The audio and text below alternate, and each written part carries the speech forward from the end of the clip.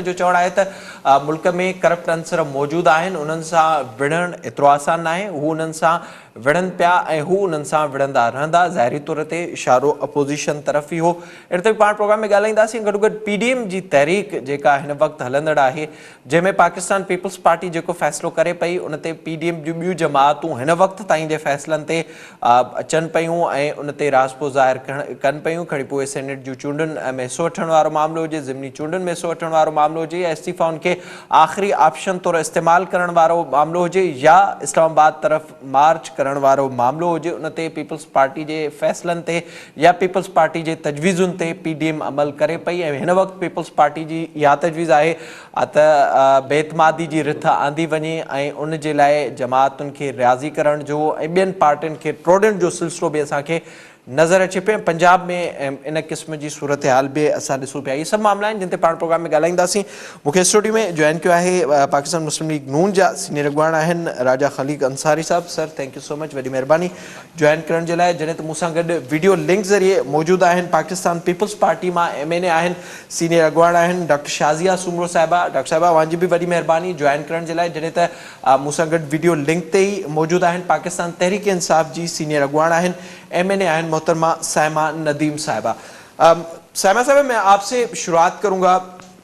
ज़ाहिर जो एक सिलसिला चला या जैसे मैंने अपने इंट्रो में जिक्र किया, चाहे वो मंशूर हो या फिर इलेक्शन कैंपेन हो या फिर इस वक्त तक बकौल PTI के 2 जमातें करप्ट थी, मुस्लिम लीग नून और पीपल्स पार्टी। उनकी सीनियर लीडरशिप या फिर इस वक्त जेलों में या फिर जमानतों पर आज़ाद है। उसके बावजूद भी ट्रांसपेरेंसी इंटरनेशनल ये कहता है कि करप्शन पिछले साल से बढ़ी है, तो उसकी क्या वजूहत है? जी, बिस्मिल्लाहिर्रहमानिर्रहीम। Thank U very much. देखिए, पहले उन्होंने साथ साथ ये भी बोला है कि उन्होंने NAB को सराहा भी है। जो पिछले 2 साल की रिपोर्ट के मुताबिक उन्होंने उसमें ये भी मेंशन किया है कि उन्होंने 363 अरब रुपए जो हैं उनको जो है वो निकाले हैं। और इसमें जो इस वक्त फ़कत अभी 8 जो इदारे थे उनकी ये रिपोर्ट है। उनमें से भी जो अभी डेटा जो था वो पूरा इसके अंदर मुकम्मल नहीं है। तो मैं नहीं समझती कि ये अभी रिपोर्ट जो है मुकम्मल तौर पे आप इसको अगेंस्ट द गवर्नमेंट लेके जा सकते हैं, क्योंकि बेसिकली तो NAB का ही इसके अंदर जो है वो ज़्यादा बयानिया आता है और उसकी उन्होंने कैटेगोरिकली इसकी तारीफ़ की है कि वो अपना काम जो है वो सही तरीके से कर रहा है और उन्होंने इसके ऊपर इसकी जो है वो कारकर्दगी भी पहले से बेहतर हुई है पिछले 2 सालों में। ठीक है शाज़ी साहब, अवां ॿुधाए जो ज़ाहिरा हिन मुल्क में करप्शन हिकु मसलो आहे ऐं असां ॾिसूं पिया मुसलसल उन ते ॻाल्हि ॿोल बि थिए पई ऐं सियासतदाननि जो एहतसाब बि थिए पियो। उन बावजूद बि रोकथाम नथी अचे। अगरि अॼु PTI जी ॻाल्हि थिए पई त उन खां वधीक करप्शन इन ई ट्रांसपेरेंसी इंटरनेशनल जी ईयरली रिपोर्ट में पाकिस्तान पीपल्स पार्टी जे दौर में भी हुई, जंहिं वक़्तु 138 पॉइंट्स हुआ 2012 ऐं 13 में 136 पॉइंट्स हुआ। त इन मूजिबि त उहो जेको सिलसिलो आहे, तसलसुल आहे, उहो हिन वक़्तु ताईं जारी आहे। बुनियादी तौर ते जेके करप्ट अंसर आहिनि उन्हनि ते हथु छो नथो पवे? बिस्मिल्लाहिर्रहमानिर्रहीम। Thank U. ॾिसो त पहिरीं ॻाल्हि इहा हूंदी आहे त तव्हां जेके तव्हांजे ॻाल्हियूं आहिनि या जेके तव्हांजी मंशूर या जेको तव्हां पहिरियों ॻाल्हियूं कयूं हुयूं इलेक्शन खां पहिरियों, या जंहिं ॻाल्हियुनि ते तव्हां आवाम खे आंदो हुयो, वोट वठी करे तव्हां पहुता आहियो हिते, त उन में तव्हांजी केतिरी सचाई आहे। जेकॾहिं हिननि नारो हयो हुयो त असां करप्शन ख़तमु कंदासीं, 90 ॾींहंनि में करप्शन ख़तमु कंदासीं, त पोइ हिननि जो उहो नारो पूरो छो कोन थियो? छो जो तव्हांजे जेके अंदरि माफ़िया वेठी आहे, तव्हांजे सॼे ऐं खॿे हथ ते जेके माफ़िया वेठी आहे, तव्हां उन्हनि खे सपोर्ट कयो था।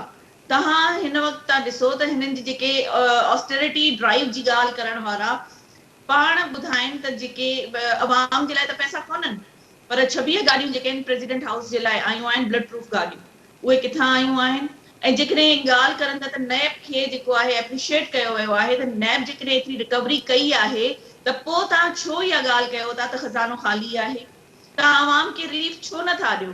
तव्हां हिन वक़्तु साल जो अञा पहिरियों महीनो पूरो न थियो आहे त अवाम जे मथां पेट्रोल जो बम किरायो आहे 2 दफ़ा, बिजली तां महांगी करे छॾी आहे, गैस अणलभ थी वई आहे, अटो खंड दवायूं कहिड़ी कहिड़ी शइ खे ॻणाइजे जेके अवाम जी तकलीफ़ जूं शयूं आहिनि उन्हनि खे तव्हां रिलीफ न ॾिनी आहे। तव्हां जूं ॻाल्हियूं जेके आहिनि सिर्फ़ु तव्हां पंहिंजी रिलीफ जी ॻाल्हि कयो था, ऐं जेकॾहिं नैब एतिरो सुठो इदारो आहे त पोइ हो गवर्नमेंट जे कंहिं जिन जा रेफरेंसिस दाख़िल आहिनि ऐं उहे मिनिस्टर थी करे वेठा आहिनि उन्हनि जे मथां एक्शन छो नथो वठे पियो?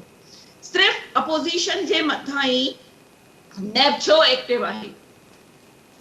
ठीकु आहे बराड़ साहब, अवां ॿुधाए जो ज़ाहिर हिन मामले ते मुंहिंजे ख़्याल में सियासी जमातुनि खां PTI PMLN या पोइ पीपल्स पार्टी खां निकिरी ओवरऑल जे सूरत हाल खे ॾिसिजे त हिन मुल्क जो इहो अलमियो रहियो आहे। एहतिसाब बि थींदी असांखे नज़र अचे पई, हिन हुकूमत 2.5 साल हिन में पूरा बि कया ऐं ज़ाहिर ब्रॉडशीट वारो मामिलो आयो आहे त हाणे उमेद आहे त 2.5 साल हिन में ई निकिरी वेंदा।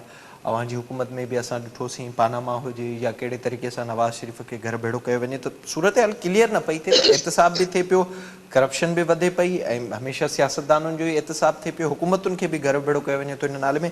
अवां छा चवंदा हिन ते? हिन दफ़े ॻाल्हि थोरी मुख़्तलिफ़ आहे।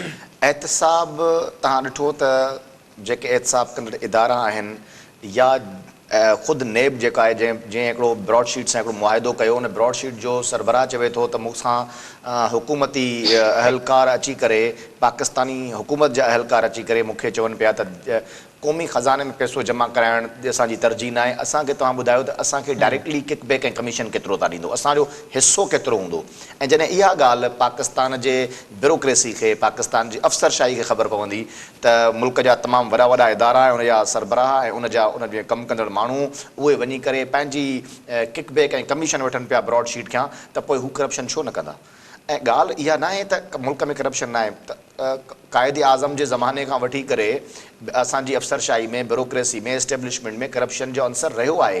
हुनजो सभ खां वॾो सबबु इहो आहे त इंडो पाक में हिकिड़ो कल्चर रहियो आहे इन क़िस्म जो, छो जो अंग्रेज़ हिते हुकूमत कई ऐं अंग्रेज़ हितां ब्राइब मुतारिफ़ कराई, छो जो हितां जा जॾहिं माण्हू उन खां बग़ावत ते लही आया हुया, आज़ादी जी जंग उड़नि पिया, त हुननि हितां जे माण्हुनि खे मुख़्तलिफ़ हीरनि बहाननि सां ख़रीद करणु शुरू कयो। अॼु बि वॾा वॾा सरदार, वॾा वॾा नवाब जिन उन ज़माने में सर जो लक़ब मिलंदो हुयो, उन मां घणा उहे माण्हू हूंदा हुया जेके कुझु न हुया पर अंग्रेज़ उन्हनि खे नवाज़े करे ऐं उन्हनि खे ब्राइब्स ॾेई, उन्हनि खे लालच ॾेई ऐं पोइ हिन जी बुनियादु रखी ऐं हिन जी हिस्टोरिकल बुनियादु उन ज़माने खां वठी करे पई। त मां सम्झां थो त हिन वक़्तु बि फेडरल इदारा हुजनि, प्रोविंशियल इदारा हुजनि, सियासतदान खां वधीक हितां जो अफ़सर करप्ट आहे, उहो लूप होल्स ॻोल्हे ॾिए थो, इवन सियासतदान खे करप्ट करण में बि हुनजो वॾो हथु आहे। असां ॾिसूं था त पाकिस्तान में जीअं हाणे FIA जो इदारो आहे, हुन जेकॾहिं सुप्रीम कोर्ट ऑफ पाकिस्तान हिकिड़ो फ़ैसिलो ॾिनो, मिसाल थो ॾियां मां तव्हांखे, त सुप्रीम कोर्ट ऑफ पाकिस्तान फ़ैसिलो ॾिनो त जेके बि कोऑपरेटिव हाउसिंग सोसाइटीज़ आहिनि उनजे ख़िलाफ़ु इंक्वायरी थियणु घुरिजे। हाणे एतिरा इलिटरेट ऐं इन क़िस्म जा जाहिल क़िस्म जा ऑफिसर FIA में वेही रहिया आहिनि जेके छा था कनि त सिर्फ़ु कोऑपरेटिव हाउसिंग सोसाइटी न पर जेतिरियूं प्राइवेट हाउसिंग सोसाइटी आहिनि जंहिंजो तालुक़ ई न आहे कोऑपरेटिव हाउसिंग सोसाइटीज़ सां, उन्हनि खे बि नोटिसिस कढणु, उन ते इंक्वायरी करणु ऐं पोइ मुहिलनि बहाननि सां फ़ोनियूं करे, व्हाट्सएप कॉल्स करे, ॿियूं करे, पैसा वठण जी घुर ऑफर, ऐं उनखे कोई पुछण वारो ई कोन्हे।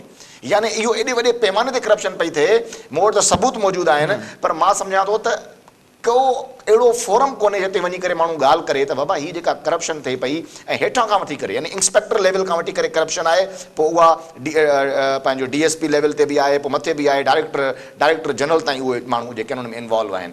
त अहिड़े तरीक़े सां सभिनी इदारनि जे अंदरि मुस्लिम लीग नून जे दौर में घटि इहा शइ ज़रूरु असां ॾिठीसीं त करप्शन खे रोकण जे लाइ इजलास बि थींदा हुया, इदारनि जे अंदरि जेका करप्शन हूंदी हुई उनखे रोकण जे लाइ ज़बरदस्त क़िस्म जा सिस्टम ठाहिया वेंदा हुया,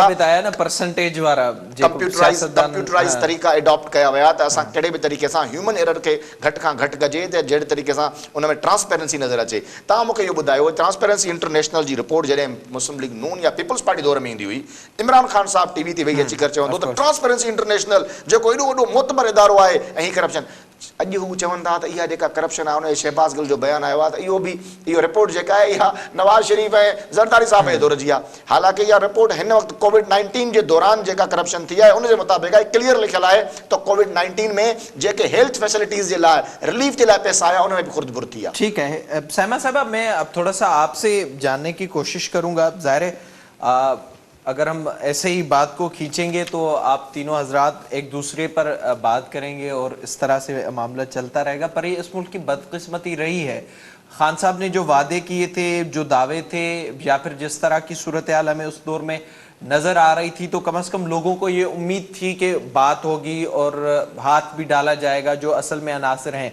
जैसे राजा साहब ने जिक्र किया ट्रांसपेरेंसी इंटरनेशनल की उस वक्त की रिपोर्ट के हवाले से जो बयानात थे खान साहब के, तो अब मामलात उस तरह से नहीं चल रहे। नेब एक मुतनाज़ अदारा बन चुका है, सुप्रीम कोर्ट के रिमार्क्स उसके ऊपर मौजूद हैं। अगर इस वक्त देखा जाए ब्रॉडशीट का अगर मामला सामने आया है तो उसकी रकम हमने अदा कर दी है, पर अब सुराख लगाना है कि वो वाकई में करप्शन थी या नहीं थी। तो इस तरह के मामलात क्या खान साहब को भी समझ में नहीं आ रहे, हुकूमत को भी समझ में नहीं आ रहे, असल जो पीछे अनासिर हैं जो ज़ाहिर इन सब चीज़ों में मुलविस हैं वो सब सियासतदानों को भी इस्तेमाल कर रहे हैं?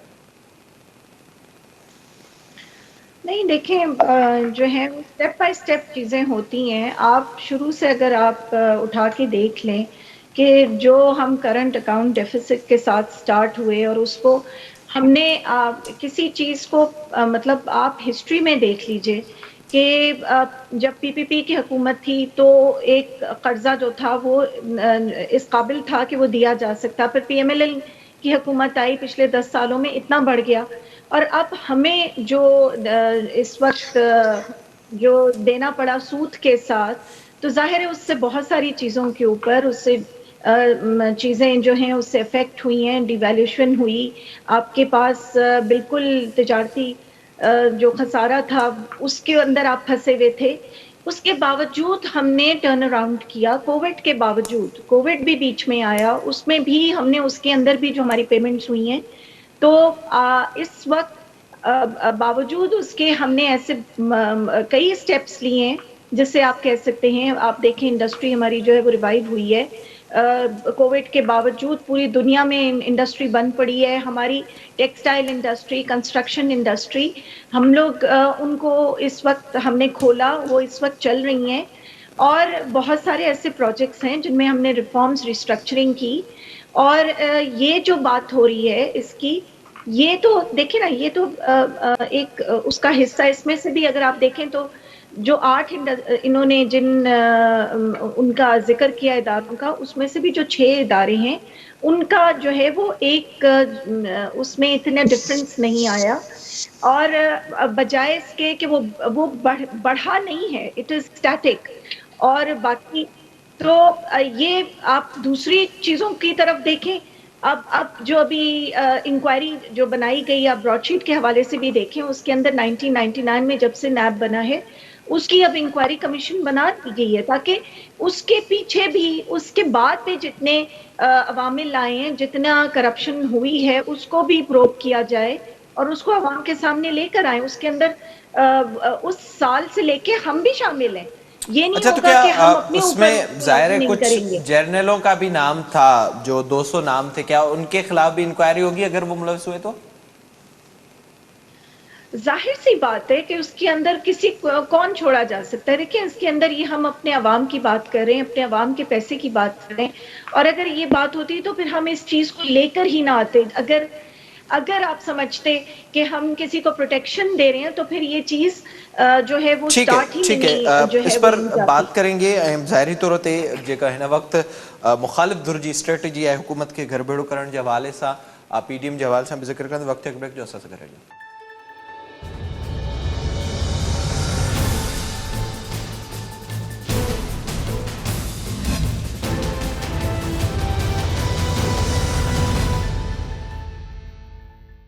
प्रोग्राम में हिकु भेरो ॿीहर भलीकार प्रोग्राम जे सिलसिले में पाण ज़िक्र कंदासीं पीडीएम जी तहरीक जे हवाले सां। डॉक्टर साहिबा, अवां ॿुधाए जो ज़ाहिरा जेके पीपल्स पार्टी जा फ़ैसिला थिया ऐं जंहिं तरीक़े सां पीपल्स पार्टी फ़ैसिला करे पई उन ते पीडीएम जूं ॿियूं जमातूं बि मुतफ़िक़ थियनि पियूं। हाणे मामिलो साम्हूं आयो आहे बिलावल साहब जे बयान खां पोइ बेइतमादी वारी रिथ जे हवाले सां। त कीअं एॾे कॉन्फिडेंस सां इहो चयो पियो वञे त कामयाबी मिलंदी पीडीएम खे हिन में? तव्हांजे सवाल जो जवाब ॾियण खां पहिरियों मां इहो ॿुधाइण चाहींदमि त जेका ब्रॉडशीट जी रिकवरी जी आहे त उहो छा मैडम असांखे ॿुधाए सघे थी त केतिरी रिकवरी थी आहे जेका ब्रॉडशीट असांखे रिकवरी करे ॾिनी आहे। ऐं उन में असां सिर्फ़ु 33 करोड़ रिकवर कया आहिनि ऐं पे असां कयो आहे 4 अरब रुपया असां जेकॾहिं पे कया आहिनि त उहे कंहिंजे खीसे मां विया आहिनि।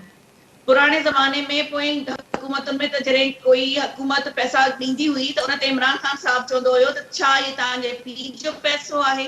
हाणे असां इन खे कंहिंजे पैसे जे लाइ कंहिंजे पीउ जे पैसे जी इहा ख़र्ची थी ज़ाहिर आहे। उन जे लाइ कमेटी ठही आहे, हुकूमत चवे पई त अॻिते इहो मामिलो हलंदो। बिलावल साहब जी जेका ॻाल्हि तव्हां कई त उहो जेकॾहिं असां इहा रिथ आणियूं था पिया त उहा इन बिहाफ ते आहे त तव्हां पाण ॾिसो पिया त हिन वक़्तु हुकूमत एतिरी बुखलाहट जो शिकार आहे त उन्हनि जा पंहिंजा जेके अलायंस त छॾियो, पंहिंजा जेके पार्टी जा माण्हू आहिनि उहे उन्हनि खां बेज़ार वेठा आहिनि। हाणे तव्हां ॾिसजो त जीअं सेनेट जे इलेक्शन में या पहिरियां जेके बि इलेक्शन्स थिया हुया, बाय इलेक्शन में बि खज़ाने जा मुंहुं खोलिया विया हुया, उहे ई हाणे बि उहो ई थींदो। ऐं इहा ई शइ जेका आहे उहा असांखे नज़र अचे पई त हिन वक़्तु हुकूमत जो हाल इहो आहे त पाण खे बचाइण जे लाइ कुझु बि करण लाइ तयारु आहिनि। हिन वक़्तु उन्हनि जी हालत इलाही ख़राबु आहे ऐं इन शइ ते ई असांखे पंहिंजी स्ट्रेटजी रखणी आहे ऐं इहा शइ प्लेटफॉर्म पीडीएम जे प्लेटफॉर्म ते डिस्कस थी आहे ऐं इंशाअल्लाह जेको बि फ़ैसिलो ईंदो उहो पीडीएम जे प्लेटफॉर्म तां ईंदो ऐं सभिनीनि जी रास्ते खां पोइ ई अॻिते उन ते अमल थींदो। त असांखे इन शइ ते यकीन आहे त सभई, छो जो ॾिसो असां वटि इलाही सारा ऑप्शन आहिनि, वन बाय वन हर ऑप्शन खे असां इस्तेमालु कंदासीं, छो जो असां सभिनीनि जो हिकिड़ो ई एजेंडा आहे त हिन नाअहल ऐं नाकाम हुकूमत खे घर मोकिलणो आहे। न पर ज़ाहिरा तव्हां वटि सेनेट में बि उते अक्सरियत मेंबर मौजूदु हुआ, उते कामयाब न थिया त हिते कीअं थींदा? ठीक है डॉक्टर साहब अवां ॿुधाए जो ज़ाहिरा जेके फ़ैसिला थियनि पिया, मरियम साहिबा बि चयो आहे त पीडीएम जे इजलास में ई फ़ैसिलो थींदो त इन शइ खे इस्तेमालु करिणो आहे या नाहे करिणो। जेको बेतमादी वारी रिथ जी हिन वक़्तु ॻाल्हि थी पई, त अवां ॿुधाइजो छा वाकई अपोज़िशन कामयाबु थींदी अगरि इस्टेब्लिशमेंट जी सपोर्ट न हुजे त? ॾिसो हिन वक़्तु असां अहिड़ो को कमु करण ई कोन था चाहियूं जंहिंमें असांखे इस्टेब्लिशमेंट जी सपोर्ट हुजे। जेकॾहिं इस्टेब्लिशमेंट जी सपोर्ट सां ई करिणो आहे त पोइ त हिन सिस्टम खे हलणु ॾियणो वञे, ठीकु आहे। न ॾिसो पीपल्स पार्टी जी हिकिड़ी राय आहे त इहो बि हिकिड़ो कॉन्स्टिट्यूशनल वे आहे त असीं तहरीक अदम एतमाद आणियूं ऐं सॼी दुनिया जे अंदरि इवन हाणे जेको ट्रम्प आहे उनजे ख़िलाफ़ बि इन क़िस्म जी ॻाल्हि थी त उनजे ख़िलाफ़ बि जेको आहे उनखे इम्पीच कयो वञे। त तहरीक अदम एतमाद जेका आहे उहा हिकिड़ी कॉन्स्टिट्यूशनल वे आहे, उहो हिकिड़ो आइनी कमु आहे। पंजाब मां नून लीग उनजी मुखालफ़त छो पई करे? ॾिसो मां हाणे बि अर्ज़ु कयां, हिन वक़्तु जेसि ताईं पीडीएम पंहिंजे इजलास में वेही करे हिकिड़ो फ़ैसिलो नथी करे तेसि ताईं हर जमात पंहिंजो पंहिंजो मौक़िफ़ ॾेई सघे, जंहिंसां उनखे नथा चई सघूं त इहा उन ॻाल्हि जी मुखालफ़त आहे। हर जमात पंहिंजो पंहिंजो मौक़िफ़, उन जा माण्हू पंहिंजो पंहिंजो मौक़िफ़ ॾियनि था। कुझु माण्हुनि जो ख़्यालु आहे त तहरीक अदम एतमाद आंदी वञे, कुझु माण्हुनि जो ख़्यालु आहे असां वटि एतिरा अंग अखर न आहिनि, शायदि असां कामयाबु न थियूं। पर हाणे जॾहिं उन ते हिकिड़ो सरबराही इजलास पीडीएम जो वेहंदो, उनजे मथां सॼो गुफ़्तशनी थींदी, उनजे मथां गौर फ़िक्र थींदो, पोइ ख़बर पवंदी त हाणे असां हिन तरफ़ इहो ऑप्शन इस्तेमालु करणु घुरिजे या न करणु घुरिजे। पर उन जी हिकिड़ी ॿी ॻाल्हि बि तव्हांखे ॿुधाए छॾियां, इहो ज़रूरी न आहे त तहरीक अदम एतमाद असांजी कामयाबु वञे, पर असां जेकॾहिं तहरीक अदम एतमाद जी हिकिड़ी मूव कंदासीं त पीटीआई जे जेका अंदरि तोड़ फोड़ शुरू थी वेंदी। इहो हमेशह माज़ी में बि ईअं रहियो आहे त तहरीक अदम एतमाद जॾहिं ईंदी आहे, भले उहा कामयाबु उन वक़्तु सडनली न थिए, पर उन सां गॾोगॾु रूलिंग पार्टी जे अंदरि तोड़ फोड़ शुरू थी वेंदी आहे। उन जा MNA MPs जेके आहिनि उहे ऑटोमेटिकली अपोज़िशन सां राब्ते में अची वेंदा आहिनि। त इहो हिकिड़ो कॉन्स्टिट्यूशनल वे आहे।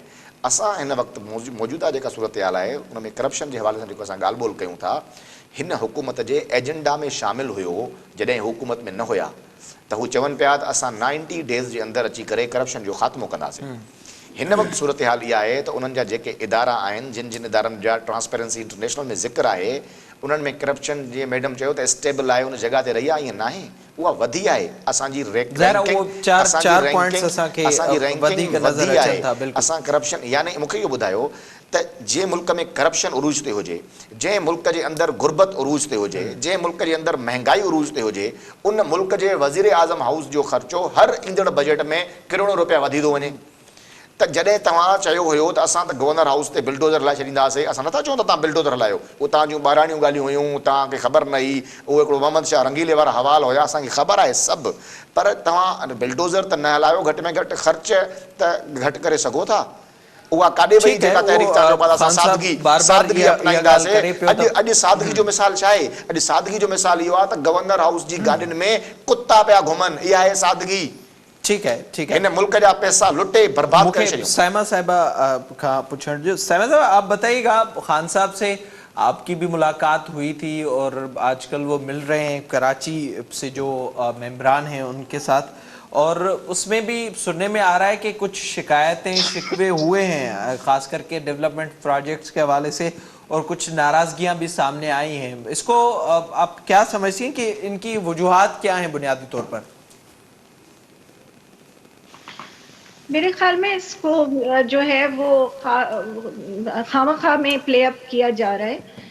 उसके अंदर जो मेजर बातें हुई थी वो तो इस पे बात हुई थी कि क्या क्या काम हो चुके हैं जो ट्रांसफॉर्मेशन कमेटी के, और ये मेरे ख्याल में किसी भी जमहूरी पार्टी में जो है वो अपने मेंबरान जो हैं वो अपने लीडर से बात करते हैं जो उनके तहफ़्फ़ुज़ात होते हैं। दिस इज़ नॉट ये तो हमारी तो बल्कि खूबसूरती है कि हमारी पार्टी में इतनी जमहूरियत है कि हम खड़े होके अपने लीडर से ये कह सकते हैं कि ये चीज़ अगर आप कह रहे हैं तो ये इसको इस तरह मैडम दूसरे जाविये से शायद भी इसको आपके लिए देखा होगी, जाए। पर तो जो ये चंद अगर साहब कुछ ने लोगों ने पार्टी छोड़ी है उसकी वजूहात कुछ और है। ये बयान सामने आ चुका है कुछ दिन पहले कि जिसको इख्तलाफ है वो छोड़कर चला जाए, खास करके एडवाइजर्स के हवाले से। देखिए, एडवाइजर्स जो होते हैं वो जिन एडवाइजर्स की बात की गई वो इनके ज़माने में भी थे, आई थिंक इन दोनों पार्टीज़ में, और उनके ये जुमला बल्कि दोहराया जाए कि उन्होंने ये कहा कि मैं जितने इस वक्त तक जो है प्राइम मिनिस्टर तक और हुकूमतों के साथ मैंने काम किया है, सो फार दिस हुकूमत में सबसे ज़्यादा काम हुआ है, और उसकी उन्होंने वजूहात भी बताई। तो मेरे ख्याल में ये उनकी क्रेडिट को जाता है प्राइम मिनिस्टर इमरान खान साहब की कि एक जिसके बारे में आप कह रहे हैं वो खुद अपनी जुबान से अपने मुंह से कह रहा है कि this is by far the best government, best prime minister, जो है वो बिल्कुल सही रास्ते पे जा रहा है, और उसका जो हम काम कर रहे हैं वो अब नजर भी आना शुरू हो गया है। ठीक है डॉक्टर साहब, अब आप बताएं बाकी रहा जो आपने बेतमादी ट्रांसफॉर्मेशन की बात की तो वो तो देखिए फेजेस हैं। ऑलरेडी हमारी जो कमेटी में जो कमेटी बनी हुई है उससे पहले हमें भी उसको ब्रीफ किया जाता है कराची में, तो उसकी फेजेस बनी हुई हैं, 3 फेजेस बनाई गई हैं। शुरू के जो फेजेस हैं उसके अंदर जो काम, जाहिर सी बात है इसमें से जैसे उन्होंने कहा कि अभी ग्रीन लाइन जो है वो अगले महीने हम उसमें सैर कर सकेंगे। उसके अलावा जो फ्रेट फॉरवर्डिंग, बाकी दूसरी और चीज़ों के बारे में उन्होंने केसीआर के बारे में बोला, K4 के बारे में बताया कि वो कहाँ तक इस वक्त पहुंचा है। वापडा ने उसका पूरा ब्लू मैप बना लिया है, उसके अंदर कहाँ तक हम जो हैं वो उसको देख रहे हैं। तो विद इन दी ये उसके ईयर्स एयरमार्क किए गए हैं, तो इट इज़ नॉट कि एक साल के अंदर वो तमाम चीज़ें जो हैं वो आपको नजर आनी शुरू हो जाएंगी। जो भी नहीं चाहिए, वरना केसीआर का अशर कराची के लोगों ने देख लिया है कि कैसे वो अब जा रही है और किस तरह से कर्जा चढ़ता जा रहा है केसीआर के थ्रू भी। डॉक्टर साहब अमा ॿुधाए जो ज़ाहिरी तौर ते जेके बिलावल साहब ॻाल्हि कई पे कुछ ॾींहं पहिरियां असां ॾिठोसीं MQM जे हवाले सां बिलावल साहब चयो त अगरि इहे निकिरी वञनि आदमशुमारी वारे मामले ते ई अगरि इहे छॾे ॾियनि त पोइ हीअ हुकूमत हली न सघंदी। ऐं हाणे असां ॾिसूं पिया त कंहिं न कंहिं हद ताईं अहिड़े क़िस्म जूं ख़बरूं बि अचनि पियूं ऐं के नाराज़गियूं बि ॿुधण वटां मिलनि पियूं। छा ज़ाहिरा MQM हुजे या चौधरी बिरादरान हुजनि या खणी पंजाब जे उन्हनि इलाइक़नि जा माण्हू हुजनि जेके चयो वञे थो त जिते हमेशह एस्टेब्लिशमेंट जो हथ हूंदो आहे, उहो बि हिकु पार्ट अहिड़ो आहे जितां उन्हनि जी सपोर्ट खां सवाइ माण्हू असेंबलियुनि ताईं नथा पहुचनि, त इन जो मतिलबु त इहो वाज़िह थिए थो न। ऐं ॿिए पासे असां ॾिसूं पिया ज़रदारी साहिब जा केस बि मूव थियनि पिया कराची, अहिड़े क़िस्म जूं ख़बरूं बि अचनि पई त एस्टेब्लिशमेंट जी सपोर्ट हिन वक़्तु घटि में घटि पीपल्स पार्टी वटि त मौजूदु आहे जेको रस्तो ॾिए पई PDM खे। ॾिसो त ॻाल्हियूं त इलाही सारियूं हूंदियूं आहिनि, रूमर्स बि इलाही सारा हूंदा आहिनि। सिर्फ़ PDM के फेल करण या PDM में झेड़ा विझराइण जे लाइ इन तरह जूं ॻाल्हियूं थींदियूं। असां इन शइ ते बिल्कुल भी एग्री न आहियूं त इन तरह जी कोई ॻाल्हियूं आहिनि। उहो त ॾिसो एप्लीकेशन त ॾिनल हुई, केसिस ट्रांसफर करण जे लाइ, छो जो ज़रदारी साहब जी तबियत जे लिहाज़ सां जेकॾहिं उहे ट्रेवल नथा करे सघनि त ऑटोमेटिकली उन जा केस जेके आहिनि उहे जेकॾहिं कराची ट्रांसफर थियनि था त उहा वधीक सुठी ॻाल्हि आहे। ऐं जेकॾहिं सेंसिस वारे तव्हां ॻाल्हि कयो था, सेंसिस वारी ॻाल्हि ते जेकॾहिं MKM ख़बर न आहे त हिन वक़्तु ताईं हुननि जी छा स्ट्रेटेजी आहे, पर कल्ह ई प्रेस कॉन्फ्रेंस में इहा ॻाल्हि थी हुई त सेंसिस ते एटलीस्ट असां एग्री न आहियूं त उहे सेंसिस जेके आहिनि उहे फेयर एंड ट्रांसपेरेंट हुया। ऐं उन खां अलावा हिननि खे तव्हांखे यादि हूंदो त जनाब आसिफ अली ज़रदारी साहब चयो हुयो त तव्हां पंहिंजी परफॉर्मेंस जे करे किरंदव ऐं पंहिंजे इतिहादनि जे करे किरंदव। त तव्हां हाणे ॾिसो पिया इहा बौखलाहट ऐं इहा सभु शयूं जेके आहिनि हाणे साम्हूं ईंदियूं थियूं वञनि पियूं, छो जो हाणे हुकूमत ऐं प्राइम मिनिस्टर खे शुक्र आहे कि कुतनि सां गॾु वक़्तु गुज़ारण खां पोइ हाणे पंहिंजे माण्हुनि सां मिलण जो टाइम मिलियो आहे त पंहिंजे माण्हुनि सां मिलणु शुरू कयो अथई, त आहिस्ता आहिस्ता ख़बर पवंदी त केतिरे हद ताईं कंहिंखे राज़ी करे सघे थो। छो जो हाणे हिननि खे चइनी तरफ़नि खां ख़तरे जूं घंटियूं ॿुधण में अचनि पियूं ऐं हाणे उहो परेशान थी करे माण्हुनि जे विच में अचणु शुरू कयो आहे। ऐं इंशाअल्लाह तव्हां ॾिसंदा त सेनेट जे इलेक्शन में तव्हांखे सही रिज़ल्ट जी ख़बर पवंदी। ठीकु आहे राइट साहब, तव्हां ॿुधाइजो ज़ाहिरा जे ॾिसजे इंडिकेटर्स जेके ॿुधाइनि था उन मां लॻे पियो त पीपल्स पार्टी खे त घटि में घटि एस्टेब्लिशमेंट जी सपोर्ट आहे ऐं असां ॾिसूं पिया जहिड़े तरीक़े जी सूरत हाल तब्दील थिए पई ऐं जेके ॻाल्हि पीपल्स पार्टी करे पई हुन ते घणनि ॻाल्हियुनि ते हिन वक़्तु अमल बि थींदे नज़र अचे पियो। पर मुस्लिम लीग नून जो जेको बयानियो हो या जेका बार बार ॻाल्हि थी पए, अगरि अॻिते हली मामला तब्दील थियनि था ऐं फ़ैसिलनि में तब्दीली अचे थी त मुस्लिम लीग ईअं ई पाणी विढ़ंदी, अकेले सिरी विढ़ंदी? ॾिसो जेका तारीख़ रीसेंट हिस्ट्री आहे पाकिस्तान जी, परवेज़ मुशर्रफ जे दौर खां असां जेकॾहिं शुरू कयूं, मां अंबनि जी पेटीअ में बम कीअं आया ऐं chief of army staff American ॿियनि जेके डेलीगेशन सां गॾु कीअं हुनजो जहाज़ उॾामी वियो, इन्हनि सभिनी शयुनि खे थोरो पस मंज़र में रखो ऐं रीसेंट हिस्ट्री खे रखो त पॉलिसीज़ में तब्दीलियूं ईंदियूं आहिनि। हरगिज़ इहो मतिलबु न आहे त इस्टेब्लिशमेंट कंहिं पासे सॉफ्ट कॉर्नर पई ॾे। असल में छा थींदो आहे त जॾहिं तव्हां इहो फ़ैसिलो कंदा आहियो त अपोज़िशन जमातुनि खे असांखे टाइट करिणो आहे ऐं हर तरीक़े सां उन्हनि खे डिस्टर्ब करिणो आहे, पोइ जॾहिं अपोज़िशन जमातूं मासिस में वेंदियूं आहिनि, तहरीकूं हलाईंदियूं आहिनि, त पोइ तव्हां पसपाई इख़्तियार कंदा आहियो ऐं पोइ आहिस्ता आहिस्ता जेका पसपाई इख़्तियार कंदा आहियो उन में तव्हांखे पोइ नज़र ईंदो आहे त शायदि लचक अचे पई इस्टेब्लिशमेंट जे रवैये में या कंहिं जमात खे का रिआयत मिले पई। उहा रिआयत न हूंदी आहे, उहा उन्हनि जी जेका सख़्ती हूंदी आहे उन में ऑटोमेटिकली पसपाई ईंदी वेंदी आहे, उहे पोइ ते हटंदा वेंदा आहिनि। ऐं हिन वक़्तु जेका असांजी तहरीक आहे उनजी कामयाबी जा इंडिकेशन्स आहिनि। इहे PDM जे तहरीक जी कामयाबी जा इंडिकेशन आहिनि त हाणे जेका हुकूमती रवैया आहिनि या जेके इदारा जेके अपोज़िशन खे कंहिं बि सूरत में बर्दाश्त करण लाइ तयारु न आहे, ऐं हुननि जी मीटिंग्स में इहे ॻाल्हियूं थियनि पियूं कुझु अर्सो अॻु में त असां हिननि खे सबक़ु सेखारींदासीं, असां हिननि खे इबरत जो निशान बणाईंदासीं। हाणे उहे उन्हनि में लचक अचणु शुरू थी आहे, हाणे हू पसपाई इख़्तियार पिया कनि। हाणे आहिस्ते आहिस्ते उन्हनि खे ॻाल्हि सम्झ में अचे पई त असां जेकॾहिं अपोज़िशन जमातुनि खे एतिरी हद ताईं टाइट कंदासीं त पोइ ही मुल्क हली कोन सघंदो। इन करे हिन मुल्क खे हलाइण जे लाइ ज़रूरी आहे त तव्हां ॾिसो परवेज़ मुशर्रफ जो आख़िरी जेको दौर हुयो, तव्हां अंदाज़ो लॻाए सघो पिया त Pervez Musharraf chief of army staff जी कुर्सी छॾे ॾिनी ऐं सदारत ते अची वेठो। छो वेठो? हालात एॾा पैदा थिया। उनजो हरगिज़ इहो मतिलबु न हो त को अपोज़िशन खे उहो रिआयत पोइ ॾे या का अंडरग्राउंड का डील थी वई, डील कोन थी, पर उहो मजबूर थियो हुयो त मुल्क खे हलाइणो आहे। माण्हू बि सम्झनि पिया न त मौलाना फज़लुर रहमान जे धरणे जो फ़ाइदो कंहिंखे मिलियो? ईअं न आहे। असां ॾिसो हिन वक़्तु रिकॉर्ड ते ॻाल्हि मौजूदु आहे त नवाज़ शरीफ़ जे ॿाहिरि वञण जो तालुक़ु उन सां हुयो। मां न, ईअं हरगिज़ न आहे। इहे ॻाल्हियूं को सियासी माण्हू जेकॾहिं करे थो, ॾिसो मौलाना साहिब जो इहो ज़ाती ख़्यालु आहे। असां सम्झूं था त मियां नवाज़ शरीफ़ जो ॿाहिरि वञणु मुकमल तौर ते उन वक़्तु जंहिं सिनेरियो में मियां नवाज़ शरीफ़ वियो हुयो उहो मुकमल तौर ते तमामु जेके उनजी बीमारी जा ग्राउंड्स हुया उन जे मुताबिक़ हुयो ऐं कोर्ट जे ज़रिए वियो हुयो ऐं कोर्ट में एतिरो आसानी सां कोन असां एप्लीकेशन ॾेई छॾीसीं ऐं का सेटिंग थी वियो। मुकमल ज़िमेदारी ऐं हुकूमत खे सम्झ में न आई, हुकूमत परेशान थी वई हुई। हुकूमत खे लॻे पियो जीअं मियां नवाज़ शरीफ़ जा जेतिरे जीअं असां प्लेटलेट्स हेठि किरंदा वञनि पिया, हुकूमत जा हथ पेर सुजी विया ऐं हू परेशान थी विया त ख़ुदा न ख़ास्ता जेकॾहिं मियां नवाज़ शरीफ़ कुझु थियो त पंजाब जो ॿियो भुटो पैदा थी वेंदो। ऐं उन्हनि खे इहो सभु ख़ान साहब हाणे बि ॻाल्हि करे पियो त हुनखे सम्झ में न आयो त इहा रिपोर्ट आई किथां हुई? न, रिपोर्ट किथां? ॾिसो रिपोर्ट उन्हनि जी इहा करे रिपोर्ट कुड़ी हुई भला, अॼु बि हू हिन ॻाल्हि ते क़ाइम आहिनि त रिपोर्ट बिल्कुलु ठीकु हुई ऐं उहा उन क़िस्म जी बीमारी खे उन उतां जी जेके लंडन जा जेके डॉक्टर्स आहिनि उन्हनि बि उन ॻाल्हि खे ऑथेंटिकल करार ॾिनो आहे त उहो बिल्कुलु ठीकु आहे, उन में ईअं ई हुयो। ऐं इन क़िस्म जी बीमारी जॾहिं तव्हां प्लेटलेट्स किरी पवंदा उन में ईअं ई हूंदो आहे, को माण्हू बिल्कुलु बज़ाहिर तव्हांखे नज़र न ईंदो आहे, पर हुनजा रत जा प्लेटलेट्स कॾहिं किरंदा आहिनि कॾहिं वधंदा आहिनि त हू पाण ख़ौफ़ज़दा थी विया हुआ। त उहा ॻाल्हि अलॻि आहे। मां हाणे बि चवां थो त इन जे अंदरि का बि कंस्पायरेसी थेरी तलाश करणु फज़ूल आहे। ही पसपाई इख़्तियार कंदा। बिल आख़िर हुकूमत जेका आहे उहा अवाम जी ईंदी ऐं अवाम खे हिननि खे डिलीवर करिणो पवंदो त इहा तव्हां वञी करे अवाम जे अॻियां सिर नुगूं थियो।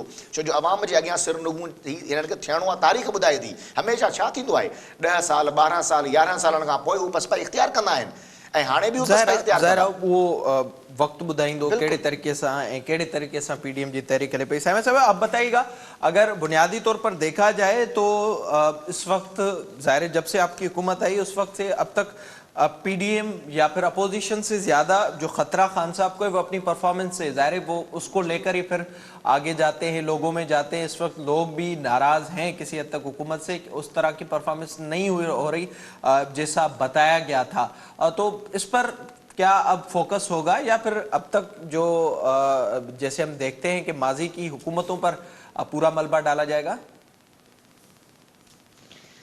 देखिए, ये तो कहना बिल्कुल ही यहाँ पे जो है वो जस्ट नहीं होगा कि आप 30 साला हुकूमत दूसरों की और 2 साला हमारी हुकूमत को उनसे कंपेयर करें कि हम 2 साल में वो सब कुछ जो है वो मतलब 30 रिवर्स साल में ले आपको दें, जाएं, जो कि इन्होंने उसके बाद बात करें। नहज पे लाने वाले कौन है?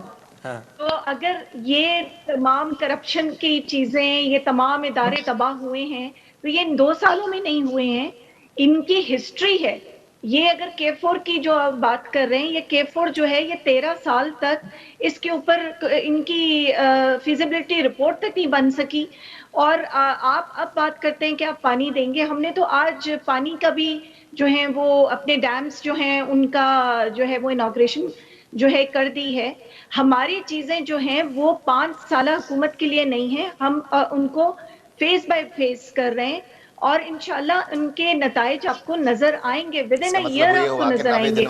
ये आप अगर कह दें कि 2 साल के अंदर हम इनके जो कर्जे लिए हुए थे उनको भी उतारें और उसके बाद हम अपनी हुकूमत को भी चलाएं। बार बात कर रहे हैं कि तब्दीली एक स्विच नहीं है, उसमें वक्त लगता है। इस बात पर हम अमल करके और उम्मीद का इजहार करते हैं कि आने वाले दिनों में कुछ इस मुल्क की बेहतरी हो। बहुत शुक्रिया आपका साहिबा साहिबा, डॉक्टर साहिबा अवां जी भी वॾी महिरबानी। राइट साहब, thank you so much programme join ज्वाइन करण जे लाइ। ज़ाहिरी तौर ते हिन वक़्तु हुकूमत जे लाइ जेका सभ खां वॾी परेशानी हुकूमत जी परफॉर्मेंस ही आहे ऐं पीडीएम बे हुकूमत के टफ टाइम ॾियण में मसरूफ़ नज़र अचे पई। ॾिसणो इहो आहे त अॻिते फ़ैसिला कहिड़ा पिया थियनि, छा का सियासी जमात पंहिंजी सियासी सौदेबाज़नि जे करे पोइ ते हटे थी या जेके ॻाल्हियूं थियनि पियूं उन्हनि ते अमल थिए थो। इन से प्रोग्राम जे वक़्तु आज विॼाइण ते पहुतो। पंहिंजे मेज़बान मेराज हबीब खे ॾींदा इजाज़त। अल्लाह ने